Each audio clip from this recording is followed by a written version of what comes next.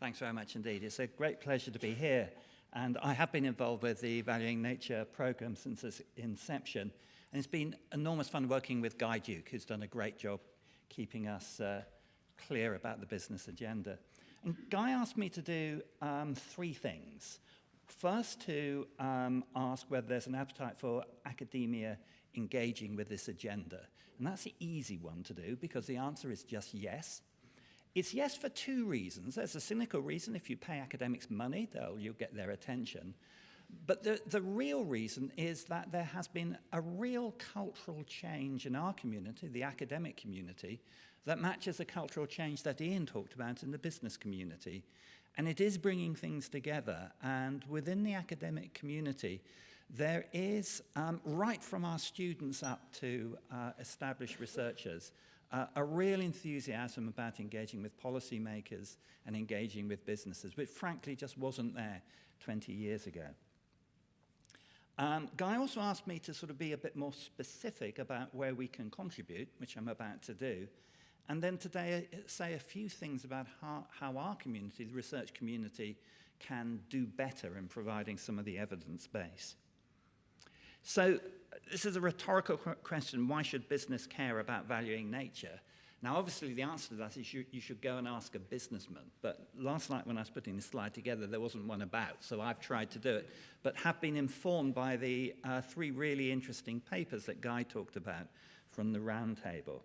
So my take on it, which has sort of roughly matched what Ian was saying, that business cares about it because it can directly affect your bottom line, through improved profits, through avoided costs, and especially many of the NERT community, one of the big contributions we can make is to try and avoid and try and reduce costs that would occur otherwise. And it can also be a business opportunity. I keep hearing this heavenly music. I hope the angels aren't coming along to take me away. And it can also be a business opportunity. One can create the circumstances by which business can both create value themselves and do things good for the environment. And then, and this reflects back to what Ian was saying, there is an increasing realization that it is the right thing to do. And many of these issues are moving out what can be a sort of CSR-type ghetto into much more mainstream. And I'm plugging here a book by my colleague Colin Meyer, at the Oxford Business School, also a member of the Natural Capital Committee, a book on prosperity, where he talks through some of these issues about how there are changing views within the business community about what the purpose is of a company. And then, of course, it can be required to do by regulators. It can be required to think about natural capital by regulators or by customers. So, benefits to the bottom line. So what do we need to do in the research community there? Well, we need a better understanding of ecosystem functioning.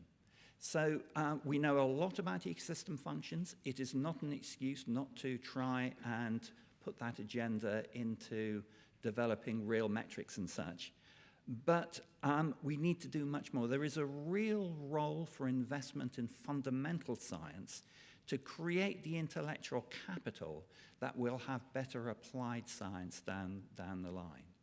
So don't ever think that there isn't a role for pure discovery science, which doesn't have a direct link today with applications. So we must not forget that. But similarly, we mustn't throw up our hands and say we need to go back and just do pure research before we can do anything. All communities have culture, and business has culture as well. And certainly in parts of business, there is a default to the way you go and try and cure a problem. And we're seeing that at the moment in some of the discussions around how we respond to the flooding crises that we see at the moment, and I fear is likely to increase as we see more and more the effects of climate change. And in the old days, you would just build a bigger barrier.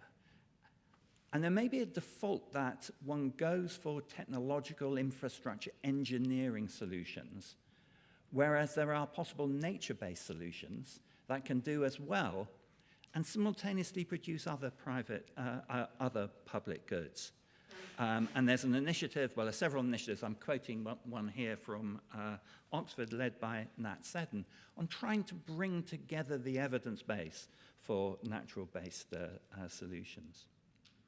Now, as both Ian and Alistair have both said, there's enormous excitement at the moment, interdisciplinary interest between meshing natural science and social science agendas, and trying to understand how one can create markets, how one can create incentives, how one can create new initiatives in green financing. And to me, this is one of the most interesting areas in contemporary interdisciplinary research. And I think that there's a real need for more research in trying to develop these tools, but also to try and understand what the unexpected outcomes are going to be. Alistair talked about some of the really interesting ideas that DEFRA are exploring at the moment about what will replace CAP. Now, if you look through and if you look at the economics and the political economy, there are going to be some really interesting change, major potential shifts of resources from different communities within the rural economy. And we need to understand these. And this is an area where research that spans multiple research councils is, I think, really important. And we need to understand natural assets. We need to understand stranded natural assets. So stranded assets is pretty well understood as a concept within the extractive industries. I think when we're looking at other industries, including farming, then some of the assets that we think we have at the moment may not have the valuation that we think they have, especially if we are serious about net zero. That is going to lead to a painful and radical restructuring of agriculture, both in this country and elsewhere. Now, some of my friends in industry who, when they read a book like Colin's book on purpose and things, they say, yes, we get that, but how do you actually measure it?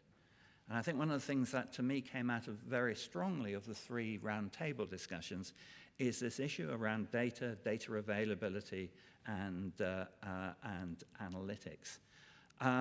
I think we need to have a discussion about how we produce the natural capacity, the natural capability to have these nationwide databases. Some of the investment that we've put in the past in collecting some of these data resources has been challenged as funding has gone down. And I think this also goes back to a point that Ian made about having an integrated map of what we need as a nation for R&I in this agenda, and especially around data. I think there are some conflicts there, some tensions there and things. So the degree to which data is a public good that should be made available for everyone, and the degree to which it should be monetarized. And certainly, I hope Alistair will forgive me on that if I say this, I think DEFRA sometimes struggles with that, in that DEFRA does see that data as a public good can stimulate all sorts of things, but then Treasury is on your back saying, wherever you can, you should be monetarizing this. As I increasingly become an old fart and don't do anything with my hands in the lab, I do more and more citizen science as an absolutely obsessive natural historian. And so I am absolutely passionate about what citizen science can do and helping this agenda, and the capacity out there for citizen science to do it, and the way that we can enable citizen science to contribute more, to me, is something really interesting. We need metrics and standards, and we need monitoring. And there's some really interesting, I think, research challenges around monitoring. So we want to reward, for example, farmers who do good things to their soil, so less of it goes into rivers.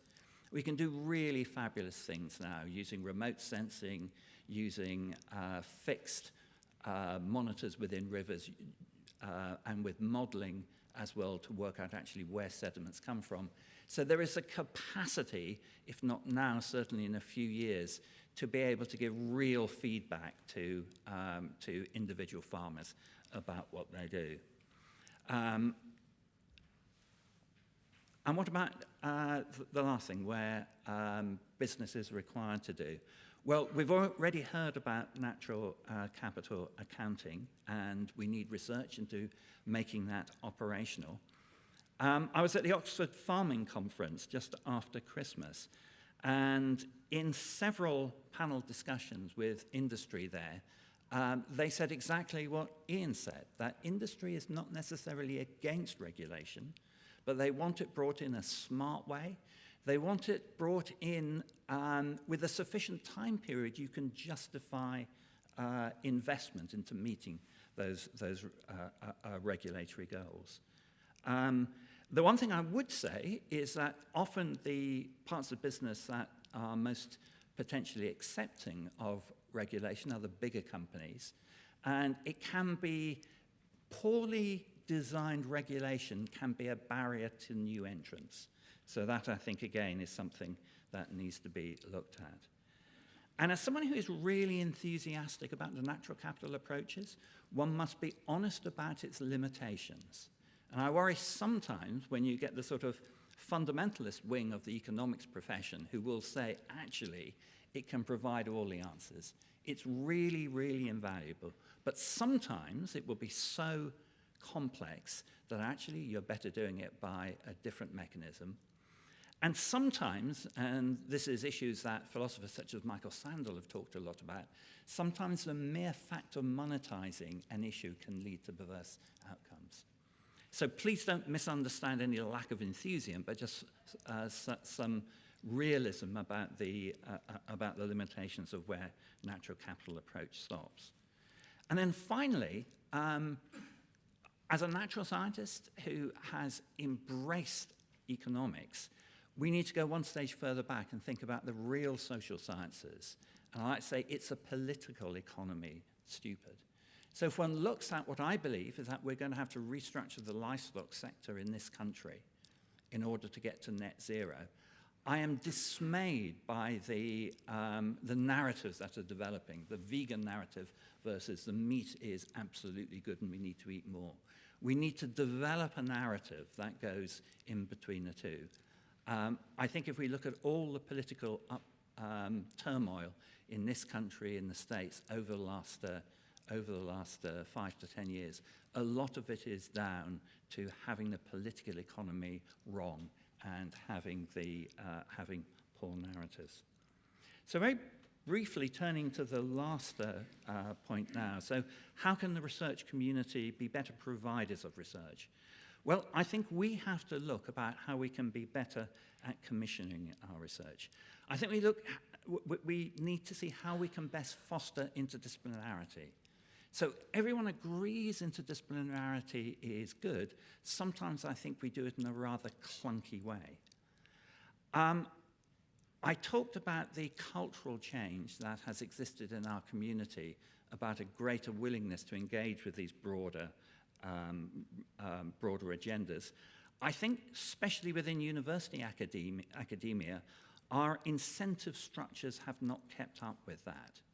And I would like to see that the way much of the incentives work within the university sector, especially around REF, when we're through the current Research Excellence Framework, we look very carefully about that. I'm a great supporter. So researchers have been asked for the last 10 years or so, I think, Duncan, to have pathways to impact in all their proposals. And this has had both good and bad effects. The good effects is everyone thinks about pathways to impacts. The bad effects is that they've become somewhat devalued in that they're a game that you have to go through. So I actually support the recent initiative that pathways to impacts are not now compulsory. Research should be judged by what it's aiming to do. And really, really good discovery research will not necessarily have a pathway to impact anytime soon. And I don't think you should be made to sort of do the fiction about predicting it into the future. On the other hand, if I'm going to Duncan asking for research to help Ian, then the pathway to impact should be absolutely clear, and that should be a real component of whether I get that money or not. I think We need to look at how the research councils deliver the research. I'm a great supporter of UKRI. I think it has broken down some of the silos that existed between research councils. Duncan, I think not all of them. I think it's still work in progress. I worry about the capacity of the research councils to respond to some of these challenges after 10 years of pretty brutal austerity undermining the number of people there who can actually carry out these things. And I also worry about the mode of the way we have traditionally given out research, nearly always in short 3-year grants. Now, in my career, I've been really lucky. I can write a 3-year grant, but I'm not sure that I've deserved all the grants that I've got. And I think it may be we need to think how better to get research out there. I think we have in this country some wonderful institutions as well. So within the NERC community, there's CEH. Within the BBSRC community, Rothamsted, John Innes. I'm not sure that there is a business model for these organizations at the moment. I think there's some real challenges there. I think they form a real crucial part of the research infrastructure that is going to support the agenda that we're talking about today. I'm not sure we've got the incentives right for the people working in those organizations. I think these are all soluble problems, and not only can they be solved, but that we urgently need to solve them in order to meet these exciting challenges. Thank you very much.